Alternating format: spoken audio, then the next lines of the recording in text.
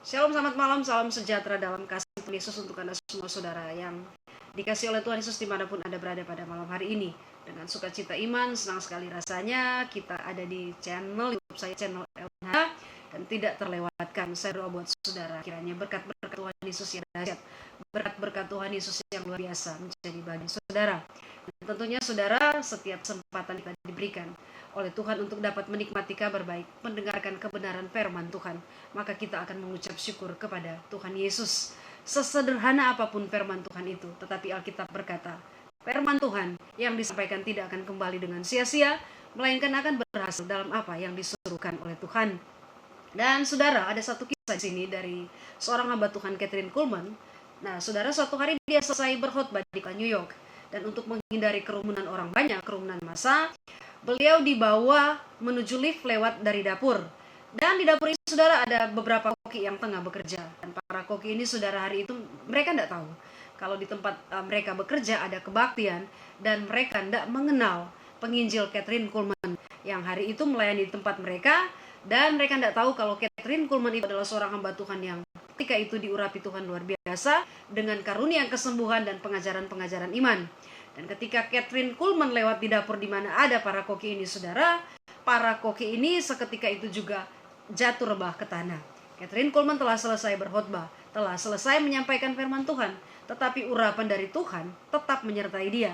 Demikian juga saudara dengan kita yang ada saat ini. Ketika kita punya hubungan pribadi yang tetap, yang teratur dengan Tuhan Yesus setiap hari, maka kita akan punya urapan, kita akan punya radiasi, di mana kita akan menjadi pribadi yang berbeda.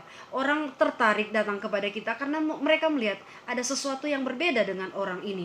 Dan itulah ketika kita punya hubungan pribadi dengan Tuhan Yesus yang tetap, maka Tuhan menampakkan pribadinya, menampakkan dirinya lewat kehidupan kita, lewat cara bicara kita. Dan itu membuat orang lain tertarik untuk datang kepada kita dan mau mengenal Yesus. Ada apa dengan engkau? Kenapa engkau begitu berbeda?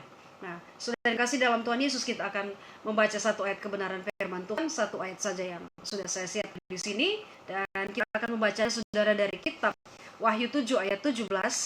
Demikian firman Tuhan, saya membacanya buat saudara. Wahyu 7 ayat 17, sebab anak domba yang di tengah-tengah tahta itu akan mengembalakan mereka dan akan menuntun mereka ke mata air kehidupan, dan Allah akan menghapus segala air mata dari mata mereka. Nah, saudara, kita akan melihat beberapa mata air yang ada di dalam Alkitab. Yang pertama saudara, saya catat di sini Keluaran 15 ayat 27. Alkitab berkata begini saudara.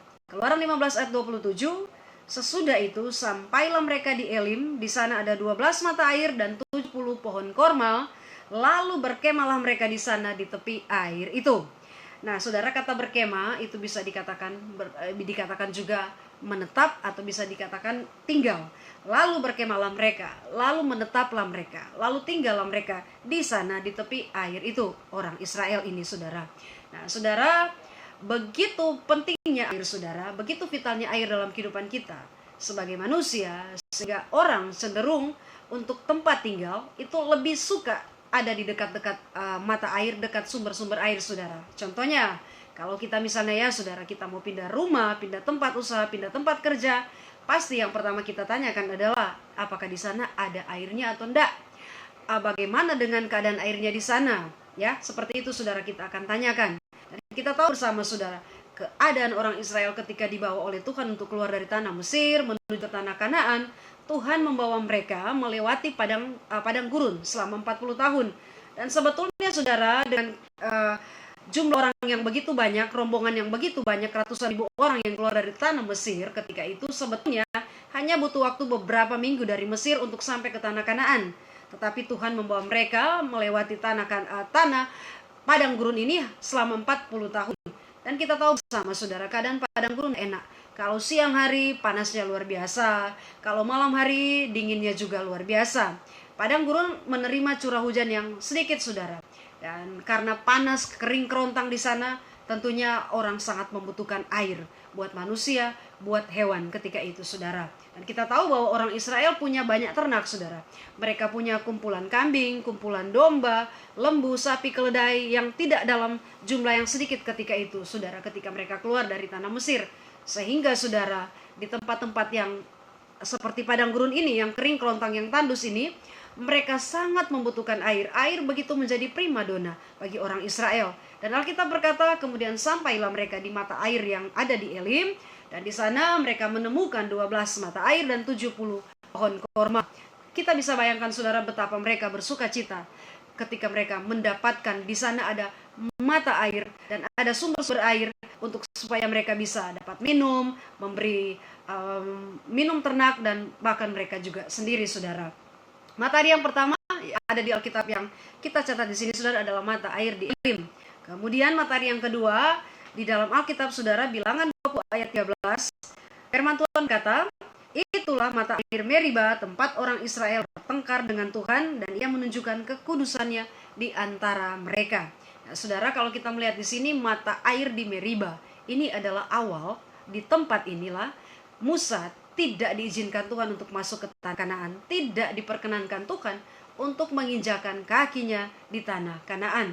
Karena umat Israel bertengkar dengan Tuhan, bertengkar dengan Musa, bertengkar dengan Harun, karena mereka kehausan dan belum juga mendapatkan sumber air, mendapatkan mata air ketika itu, saudara. Nah, saudara, dikatakan tadi bahwa karena inilah, di tempat inilah, awal inilah, Tuhan tidak mengizinkan Musa untuk menjejakkan kakinya di tanah Kanaan. Sudah kita lihat Mazmur 106 ayat 32, Alkitab berkata seperti ini, saudara. Mereka menggusarkan dia dekat air Meriba, sehingga Musa kena celaka karena mereka, sebab mereka memahitkan hatinya sehingga ia teledor dengan kata-katanya. Mereka menggusarkan dia, mereka membuat Musa pahit hati. Saudara, Tuhan tidak berkeberatan, Tuhan tidak marah ketika Tuhan harus menyediakan air dari sumber mata air di gunung batu tersebut. Tetapi Tuhan tahu, saudara, ketika Musa memukul gunung batu itu, Alkitab mencatat di sini, saudara, hatinya gusar, dia penuh dengan kepahitan. Nah, saudara yang kekasih dalam Tuhan, Musa itu juga adalah manusia biasa, saudara. Dia bisa kecewa, dia bisa marah, dia bisa stres. Dan ketika itu orang Israel bertengkar dengan dia hendak meminta air. Bukannya tidak ada sumber air di padang gurun seperti itu, saudara, tetapi Tuhan belum menyediakan. Tuhan ketika itu juga sedang mendidik orang Israel untuk bersabar, dan ketika itu mereka sudah tidak bisa menahan hati mereka lagi, kemudian mereka bertengkar dengan Musa. Tuhan tidak marah ketika harus menyediakan sumber air bagi orang Israel, tetapi Tuhan tahu hati Musa ketika itu penuh dengan kepahitan, penuh dengan kegusaran terhadap orang Israel. Dan kita bisa maklum, saudara, Musa adalah seorang pemimpin yang juga dia bisa merasakan keletihan, kecapean, saudara, bisa stres, bisa kecewa, bisa marah. Memimpin orang Israel yang seperti kata Musa, Tuhan, tetapi orang Israel yang ada bersama aku ini jumlahnya ada 600.000 orang berjalan kaki. Yang pasti itu belum semua, saudara.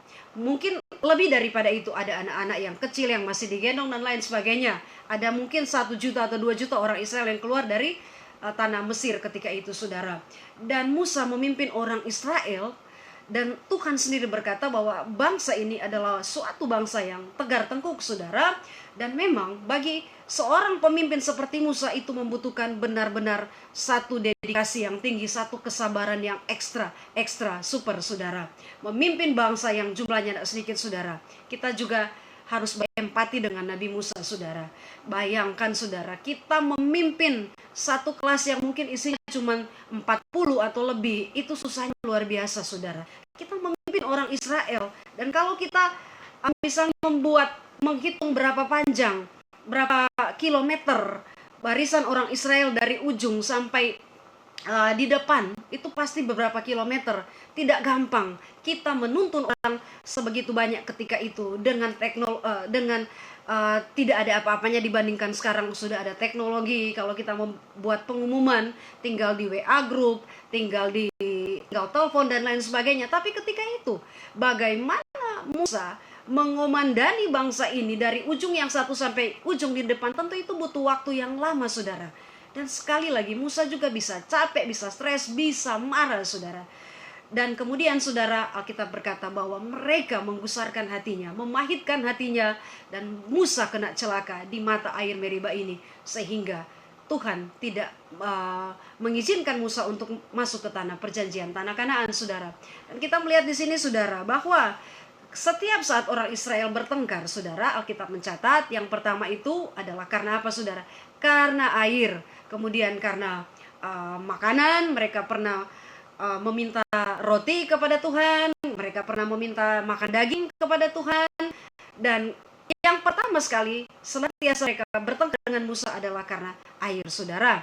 Dan Alkitab mencatat juga bukan hanya Nabi Musa yang bertengkar dengan umat Israel karena masalah air, karena masalah mendapatkan mata air di tempat-tempat yang kering, di padang gurun seperti ini. Tapi juga jauh sebelum zaman Nabi Musa, Alkitab mencatat, saudara, nenek moyang bangsa Israel banyak kali bertengkar karena masalah mata air, saudara, masalah sumber air. Begitu pentingnya mata air, begitu pentingnya sumber air, air dalam kehidupan kita sebagai manusia. Kita semua butuh air, hewan, manusia, tumbuh-tumbuhan. Kita tanpa air tidak bisa hidup, saudara. Dan kita melihat, saudara, bahwa nenek moyang orang Israel pun mereka bertengkar hanya karena sumber-sumber air. Saya catat di sini, saudara, Kejadian 13, Abram dan Lot, para gembala mereka bertengkar. Ketika itu Alkitab menulis bahwa mereka tidak dapat lagi saudara, terlalu banyak hewan ternak mereka di daerah itu, kekayaan mereka terlalu banyak, sehingga mereka harus berpisah. Para gembala Lot dan para gembala Abram, kemudian waktu itu masih Abram, saudara, berkelahi, saudara, karena sumber-sumber air ini, saudara, tidak gampang. Memberi minum hewan ternak yang dalam jumlah yang begitu banyak, menunggu di satu sumur, tentunya membuat para gembala ini dalam tensi yang tinggi. Mereka bertengkar, mereka berkelahi. Dan ketika itu Abraham berkata kepada keponakannya Lot, kita janganlah berkelahi karena kita ini adalah kerabat. Pilihlah, kalau engkau ke kanan, aku ke kiri, kalau engkau ke kiri, aku ke kanan.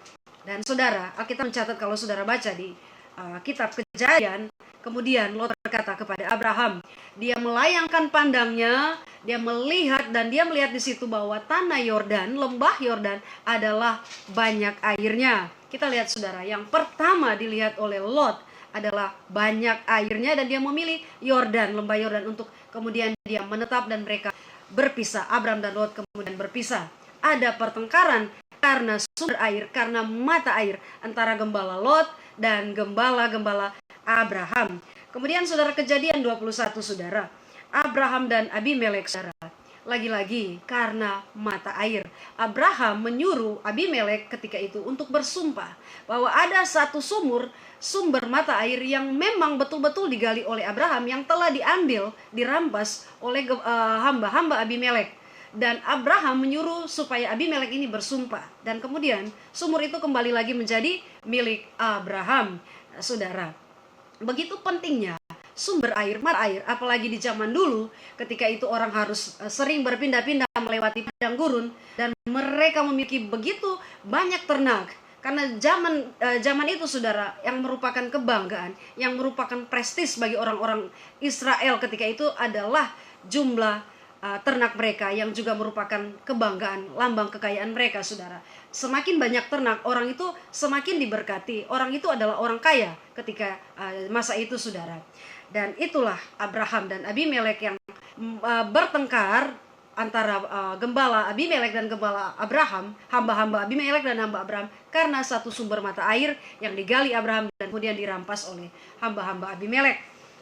Nah, saudara, kemudian yang ketiga, Kejadian 26, saudara, gembala Ishak dan gembala Gerar. Kita melihat di situ 3 kali, saudara, kalau saudara baca di Kejadian 26, 3 kali Ishak menggali sumur, saudara. Yang pertama, ini Alkitab mencatat bahwa sumur ini digali oleh Ishak sendiri loh, dan hamba-hambanya. Dan ketika digali pertama, keluarlah air, dan air di situ berbual-bual airnya. Lalu apa, saudara? Datanglah gembala-gembala Gerar, dan mereka berkata, ini kepunyaan kami. Dan kemudian oleh Ishak, ya sudah, digali lagi sumur yang kedua, keluar air lagi. Dan apa, saudara? Kembali lagi gembala-gembala Gerar ini bertengkar dengan gembala-gembala Ishak. Dan kemudian mereka mengklaim bahwa air itu juga, sumber mata air itu juga adalah punya mereka. Dan akhirnya Ishak mengalah, diberikan lagi mata air yang kedua itu. Ya sudah, oke, ambillah. Kemudian Ishak menggali lagi untuk yang ketiga kalinya. Dan kembali ada airnya, saudara, ada sumber mata air Dan untuk ketiga kalinya ini mereka tidak bertengkar lagi. Gembala Ishak dan para gembala Gerar tidak lagi bertengkar. Dan kita melihat saudara, sekali lagi begitu pentingnya sumber-sumber air, mata air saudara bagi kehidupan orang Israel ketika itu. Bagi mereka yang ada yang lebih banyak menghabiskan waktu mereka di padang gurun.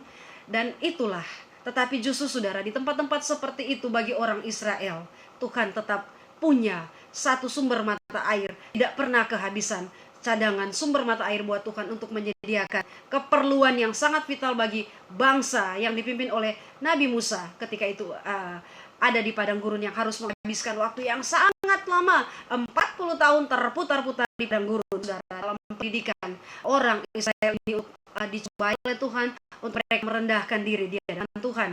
Nah saudara, dan kalau kita juga melihat sini saudara, tulah pertama yang ditimpakan oleh Tuhan Allah kepada bangsa Mesir adalah apa saudara? Air menjadi darah. Air saudara. Kembali tentang air saudara. Tuhan Allah mau berkata, aku ini adalah pemilik kehidupan. Aku berkuasa atas bangsa Mesir dan segala sesuatu yang ada di Mesir itu dalam kekuasaan Tuhan Allah Israel. Dan sehingga tulah pertama yang diberikan oleh Tuhan Allah ketika itu untuk menimpahkan tulah ke atas tanah Mesir, ke atas Firaun, ke atas pegawai-pegawainya dan bahkan ke atas rakyatnya adalah apa? Air menjadi darah. Sepertinya Tuhan mau berkata, aku inilah pemilik kehidupan dari segala sesuatu yang ada di bawah kolong langit ini. Aku adalah Tuhan yang memiliki kehidupan. Aku bisa mematikan engkau, aku bisa menghidupkan engkau. Itu sebabnya kita melihat di catatan Alkitab bahwa tulah pertama yang diberikan oleh Tuhan Allah kepada bangsa Mesir adalah air menjadi darah. Ini melambangkan bahwa Tuhan yang memegang kendali sepenuhnya atas kehidupan umat manusia, atas kehidupan Firaun, atas kehidupan bangsa Mesir. Tuhan Allah Israel yang punya kehidupan, punya kuasa absolut. Dan kemudian saudara, kita melihat di sini mata air yang ketiga saudara. Mata air yang ketiga, Hakim-Hakim 15 ayat 18 sampai dengan ayat yang ke-19 saudara. Saya baca buat saudara, Hakim-Hakim 15 ayat 18 sampai dengan 19. Ketika ia sangat haus, berserulah ia kepada Tuhan, Simson saudara, oleh tangan hambamu ini telah kau berikan kemenangan yang besar itu. Masakan sekarang aku akan mati kehausan. Dan jatuh ke tangan orang-orang yang tidak bersunat itu. Kemudian Allah membelah liang batu yang di lehi itu, dan keluarlah air dari situ. Ia minum lalu menjadi kuat dan segar kembali. Sebab itu dinamailah mata air itu mata air penyeru, yang sampai sekarang masih ada di lehi. Nah saudara, mata air yang ketiga adalah mata air penyeru. Nah saudara, Tuhan Yesus adalah mata air penyeru dalam kehidupan kita. Berserulah kepada Tuhan dalam apapun, dalam situasi apapun, keadaan apapun, dalam kesesakan apapun. Yesus adalah mata air penyeru dalam kehidupan kita. Seperti Simson, Alkitab mencatat di situ tadi saudara, dia jatuh kelelahan sehabis bertempur dengan orang Filistin. Dia memukul mati 1000 orang Filistin dengan rahang keledai saudara, dan dia kelelahan, dia kehausan. Dia berseru kepada Tuhan, Tuhan, masakan aku yang mendapatkan kemenangan sebesar ini, kemudian aku harus mati kehausan terhadap bangsa yang tidak bersunat ini. Dan saudara, Tuhan membelah sebuah mata air dan keluarlah air, dan Simson dapat minum kembali. Demikian juga dengan orang Israel yang sekalipun ada di padang gurun yang tandus, padang gurun yang kering kerontang, yang tidak menurut pemikiran manusia tidak gampang untuk dapat menemukan sumber-sumber mata air. Tetapi saudara, Tuhan tidak membawa bangsa Israel untuk disembelinya, untuk dibunuhnya di padang gurun hanya karena tidak ada air, tidak menemukan sumber-sumber mata air. Tidak mungkin saudara. Tuhan Yesus adalah mata air penyeru dalam kehidupan kita semua. Seperti Simson, dia berseru kepada Tuhan Allah karena dia kehausan. Apapun juga masalah kita hari-hari ini saudara, tidak ada dari kita yang tidak punya pergumulan, tidak ada yang daripada kita yang tidak ada masalah.